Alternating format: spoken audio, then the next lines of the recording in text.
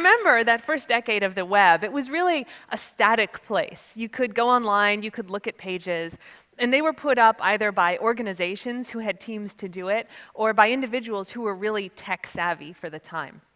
And with the rise of social media and social networks in the early 2000s, the web was completely changed to a place where now the vast majority of content we interact with is put up by average users, either in YouTube videos or blog posts or product reviews or social media postings. And it's also become a much more interactive place where people are interacting with others, they're commenting, they're sharing, they're not just reading.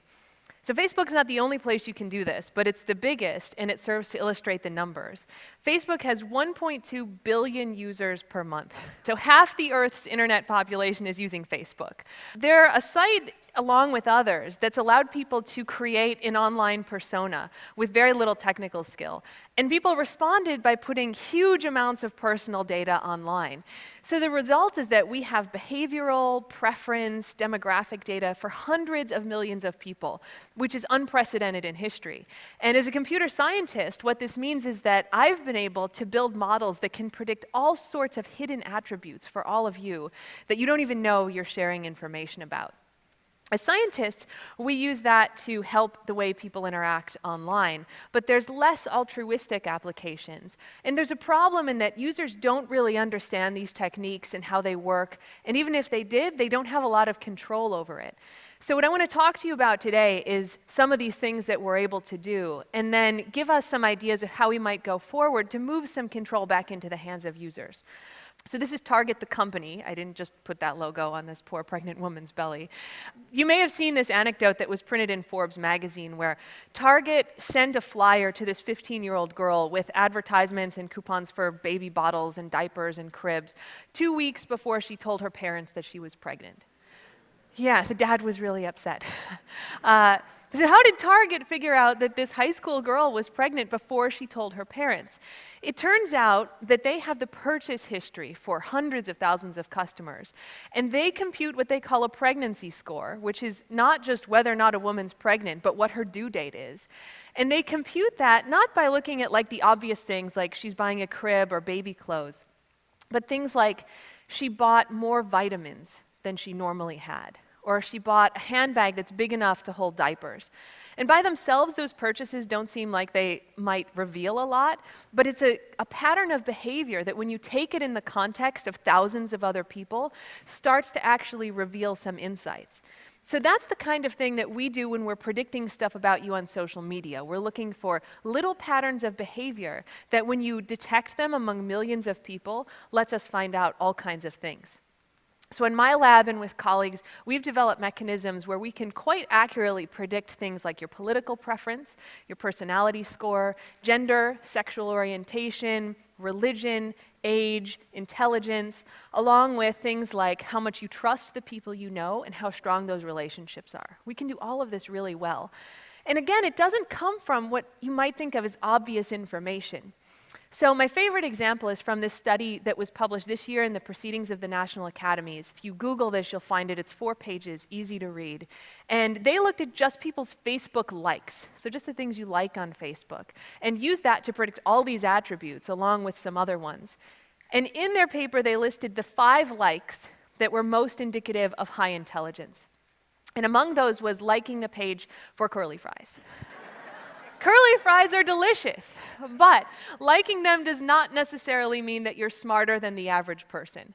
So how is it that one of the strongest indicators of your intelligence is liking this page when the content is totally irrelevant to the attribute that's being predicted? And it turns out that we have to look at a whole bunch of underlying theories to see why we're able to do this. One of them is a sociological theory called homophily, which basically says people are friends with people like them. So if you're smart, you tend to be friends with smart people, and if you're young, you tend to be friends with young people. And this is well established for hundreds of years. We also know a lot about how information spreads through networks. It turns out things like viral videos or Facebook likes or other information spreads in exactly the same way that diseases spread through social networks. So this is something we've studied for a long time. We have good models of it. And so you can put those things together and start seeing why things like this happen. So if I were to give you a hypothesis, it would be that A smart guy started this page, or maybe one of the first people who liked it would have scored high on that test. And they liked it, and their friends saw it. And by homophily, we know that he probably had smart friends. And so it spread to them, and some of them liked it. And they had smart friends, and so it spread to them, and so it propagated through the network to kind of a host of smart people, so that by the end, the action of liking the curly fries page is indicative of high intelligence, not because of the content, but because the actual action of liking reflects back the common attributes of other people who have done it. So this is pretty complicated stuff, right? It's a hard thing to sit down and explain to an average user. And even if you do, what can the average user do about it? How do you know that you've liked something that indicates a trait for you that's totally irrelevant to the content of what you've liked? There's a lot of power that users don't have to control how this data is used. And I see that as a real problem going forward. So I think there's a couple paths that we want to look at if we want to give users some control over how this data is used, because it's not always going to be used for their benefit. An example I often give is that if I ever get bored being a professor, I'm going to go start a company that predicts all of these attributes and things like how well you work in teams, and if you're a drug user, if you're an alcoholic, we know how to predict all that.